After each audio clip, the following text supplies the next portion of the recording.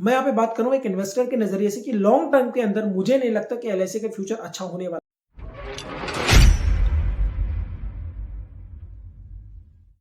देश का सबसे बड़ा आईपीओ आने वाला है, यानी कि एलआईसी का आईपीओ आने वाला है। और जो भी व्यक्ति एलआईसी में इन्वेस्ट करना चाहता है लॉन्ग टर्म के लिए, उसे इस वीडियो को जरूर देखना, क्योंकि इस वीडियो में हम एलआईसी का कंपैरिजन करेंगे प्राइवेट इंश्योरेंस कंपनियों के साथ और ये जानने की कोशिश करेंगे कि प्राइवेट इंश्योरेंस कंपनियों के साथ में एलआईसी की ग्रोथ एज ए फ्यूचर में किस तरह होने वाली है। और जो भी व्यक्ति लॉन्ग टर्म में इस आईपीओ में निवेश करने वाला है, यानी कि एलआईसी में इन्वेस्टमेंट करने वाला है, क्या उसके लिए एलआईसी का आईपीओ बिल्कुल सही होगा या नहीं। तो इन सारे क्वेश्चनों को जानने के लिए इस वीडियो को अंत तक जरूर देखिएगा।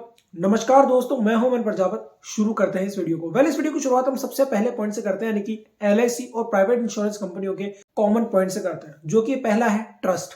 एलआईसी ने पिछले 50 से 60 सालों में बहुत अच्छा ट्रस्ट बिल्ड करा है लोगों के लिए। इस बात को आप इस चीज से समझ सकते हैं कि आज एलआईसी के पास 30 करोड़ पॉलिसी होल्डर है और लगभग 13 लाख से ज्यादा एजेंट्स हैं, जो कि प्रूफ है कि एलआईसी ने बहुत अच्छा ट्रस्ट बिल्ड करा है लोगों के लिए। लेकिन अब प्राइवेट इंश्योरेंस कंपनियां भी ट्रस्ट बिल्ड करती जा रही है लोगों के लिए। जब भी इंश्योरेंस कंपनियों की बात आती है तो ट्रस्ट दो तरीके से बिल्ड किया जा सकता है। पहली चीज कि वो कंपनी बैंक करप्ट ना हो, और दूसरा उसका क्लेम सेटलमेंट रेशियो अच्छा हो। तो पहले हम बात कर लेते हैं एलआईसी के। एलआईसी का क्लेम सेटलमेंट रेशियो 96 से 97 के बीच में वेरी करता है। लेकिन यहां आपको एक और चीज समझने वाली बात है। अगर मैं आपको डाटा में लेके चलूं तो 31 मार्च 2020 के अकॉर्डिंग एलआईसी का क्लेम सेटलमेंट रेशियो 96.29% था, जो कि 31 मार्च 2021 के अंदर 98.62% हो गया है। यानी कि एलआईसी का क्लेम सेटलमेंट रेशियो इंक्रीज हुआ है 2021 के अंदर। लेकिन यहाँ पे एक और इंपॉर्टेंट पॉइंट है, और वो ये है कि एलआईसी जितनी भी प्राइवेट इंश्योरेंस कंपनियां हैं उनसे कई गुना ज्यादा बड़ी है।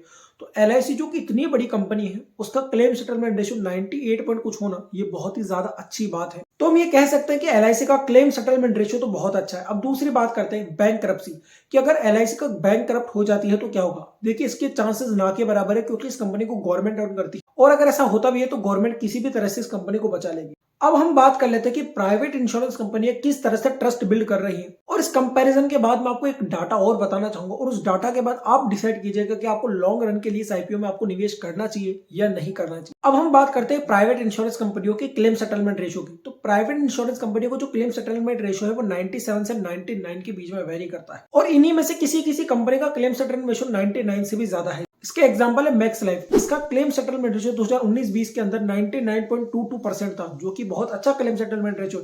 लेकिन यहाँ आपको एक चीज और देखनी होगी कि जो प्राइवेट इंश्योरेंस कंपनी है, ये बहुत छोटी कंपनी है एलआईसी की तुलना में, इसलिए इनका क्लेम सेटलमेंट रेशियो 99 पर कुछ होना है, 99 के आसपास होना ज्यादा बड़ी बात नहीं है, क्योंकि एलआईसी बहुत बड़ी कंपनी है और उसके पास क्लेम्स के अमाउंट भी बहुत ज्यादा आते हैं।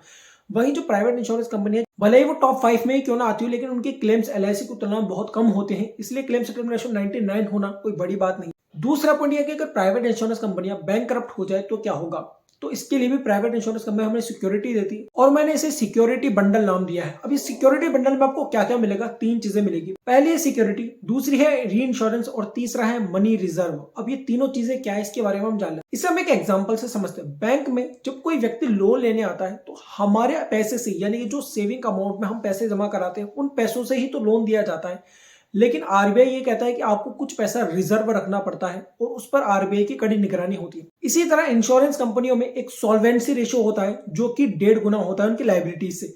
इसका मतलब यह है कि अगर किसी इंश्योरेंस कंपनी की लायबिलिटीज 1000 रुपए है तो उसे 1500 रुपए रिजर्व रखने पड़ेंगे। इसे आप इस तरह से समझ सकते हैं। मान लीजिए आपने किसी प्राइवेट इंश्योरेंस कंपनी के साथ XYZ अमाउंट में इंश्योरेंस करवाया, और उस इंश्योरेंस पे आपकी 1000 रुपए लायबिलिटीज बनती है, तो उस कंपनी को 1500 रुपए रिजर्व रखने पड़ेंगे। यानी कि आपकी लायबिलिटीज में, यानी कि 1000 रुपए की अगर लायबिलिटीज में है तो उस पर 1500 रुपए से रिजर्व रखना पड़ेगा, जिसे सॉल्वेंसी रेशियो कहा जाता है, जो कि 1.5% है। और उस पर कड़ी निगरानी रखता है आईआरडीए। जैसे जिस तरह जितने भी बैंक्स हैं उनको रेगुलेट करने का काम आरबीआई करता है, इसी तरह इंश्योरेंस कंपनियों को जो रेगुलेट करने का काम करता है वो आईआरडीए करता है। और आईआरडीए बहुत ही कड़ी निगरानी रखता है कि आपके पैसे को रिजर्व रखा जा रहा है या नहीं रखा जा रहा। दूसरा चीज है री इंश्योरेंस। जब आप किसी प्राइवेट इंश्योरेंस कंपनी के साथ इंश्योरेंस करवाते हैं तो वो भी आपके पैसे पर री इंश्योरेंस करवाते हैं। मान लीजिए कि मैं एक XYZ कंपनी हूं और आपने मुझे 1000 रुपए दिए हैं इंश्योरेंस करवाने के लिए, तो मैंने वो 1000 रुपए पर री इंश्योरेंस करा रखा है किसी और कंपनी के साथ। इसका मतलब यह है कि अगर बैंक करप्सी होती भी है तो भी मेरे पूरे पैसे नहीं डूबेंगे, क्योंकि मैंने भी अपने पैसे पर री इंश्योरेंस करा रखा है। लेकिन इस बात की संभावना नहीं होती, और वो क्यों नहीं होती, वो तीसरे पॉइंट पर समझते हैं, और वो है सिक्योरिटी। मान लीजिए कि कोई private insurance company bank corrupt हो गई है, तो ऐसी स्थिति में जो कंपनी बैंक करप्ट हुई है उसे किसी बड़ी कंपनी के साथ मर्ज कर दिया जाता। इसे आप इस एग्जांपल से समझ सकते हैं, जब यस बैंक करप्ट होने वाला था तब क्या हुआ था, उसे एसबीआई के साथ मर्ज कर दिया गया था। जबकि ऐसा करना जरूरी नहीं होता, लेकिन इंश्योरेंस कंपनियों के अंदर ये तो कंपल्शन है, यानी कि अगर इंश्योरेंस कंपनियां बैंकरप्ट हो जाती है तो इसे किसी बड़ी कंपनी यानी कि बड़ी प्राइवेट इंश्योरेंस कंपनी के साथ मर्ज करना जरूरी है, ये कंपलसरी है। तो इसीलिए आपके पैसे डूबने के चांस ना के बराबर है। तो इन सभी कारणों की वजह से प्राइवेट इंश्योरेंस कंपनियों की और ज्यादा ट्रस्ट बढ़ता जा रहा है लोगों का, जिससे लोग दो तरफा होते जा रहे हैं, एक एलआईसी की तरफ और एक प्राइवेट इंश्योरेंस कंपनियों की तरफ। अब मैं आपको कुछ और डाटा देने वाला हूं जिसके कारण हमें समझ में आएगी कि लॉन्ग रन के अंदर मुझे क्यों नहीं लगता कि एलआईसी हमें ज्यादा प्रॉफिट दे पाएगी। एलआईसी लाइफ इंश्योरेंस सेगमेंट के अंदर 2014 में लगभग 75% का मार्केट शेयर ले रखी थी, जो कि बहुत अच्छा मार्केट शेयर था। लेकिन अब जो मैं आपको डाटा देने वाला हूं वो आईआरडी की रिपोर्ट है 2020-21 की। उसके अकॉर्डिंग एलआईसी का मार्केट शेयर 64.14% रह गया है। इसका मतलब है कि एलआईसी का मार्केट शेयर 2014 से कंसिस्टेंटली गिरता जा रहा है और अभी तक 10% के आसपास इसका मार्केट शेयर गिर चुका है। अब ऐसा हो क्यों रहा है, इसको हम समझे उससे पहले मैं आपको एक दो डाटा और बताना चाहूंगा, वो भी मैंने आईआरडी की रिपोर्ट से लिया है। तो 2019-20 के अंदर जो एलआईसी का मार्केट शेयर है वो 66.22% था, जो कि 2020-21 के अंदर 64.14% रह गया है। लेकिन अगर हम प्राइवेट इंश्योरेंस कंपनियों की बात करें तो उनका मार्केट शेयर 2019 और 20 के अंदर 33.78% था, जो कि 2020-21 के अंदर 35.86% हो गया है। इसका मतलब यह है कि जो प्राइवेट इंश्योरेंस कंपनियां हैं इनका मार्केट शेयर धीरे धीरे इंक्रीज होता जा रहा है और एलआईसी का मार्केट शेयर धीरे धीरे कम होता जा रहा है। अब हम इस पे चर्चा करते हैं कि इसका कारण क्या है। इसके दो बड़े रीजन, पहला है ऑनलाइन वर्सेस ऑफलाइन और दूसरा है कस्टमर सर्विस। जितनी भी प्राइवेट इंश्योरेंस कंपनियां हैं वो इस चीज पे फोकस कर रही है कि किस तरह से कस्टमर का टाइम बचाया जाए, साथ ही उन्हें कस्टमर सर्विस भी बहुत ज्यादा अच्छी प्रोवाइड की जाए। देखिए एलआईसी में होता क्या है, एक एजेंट आपको इंश्योरेंस के बारे में बताता है, उसके बाद वो आपकी पॉलिसी तैयार करता है और उसमें बहुत सारा टाइम गुजारता है, साथ ही उसमें आपको एजेंट की आवश्यकता पड़ेगी। लेकिन प्राइवेट इंश्योरेंस कंपनी के साथ आप आधे घंटे के अंदर इंश्योरेंस बना सकते हैं, वो भी ऑनलाइन। तो यहाँ जो ऑनलाइन वर्सेस ऑफलाइन का जो खेल है ये बहुत ज्यादा बड़ा होने वाला है आने वाले समय में, क्योंकि ज्यादातर लोग अब ऑफलाइन से ऑनलाइन की ओर शिफ्ट हो रहे हैं।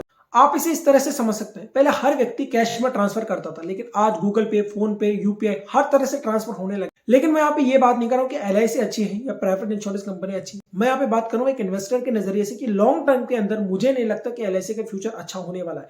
क्योंकि जिस तरह से मार्केट शेयर गिरता जा रहा है, मुझे लगता है आने वाले समय में और मार्केट शेयर गिरता जाएगा एलआईसी का, और प्राइवेट इंश्योरेंस कंपनियों का मार्केट शेयर धीरे धीरे बढ़ता जाए।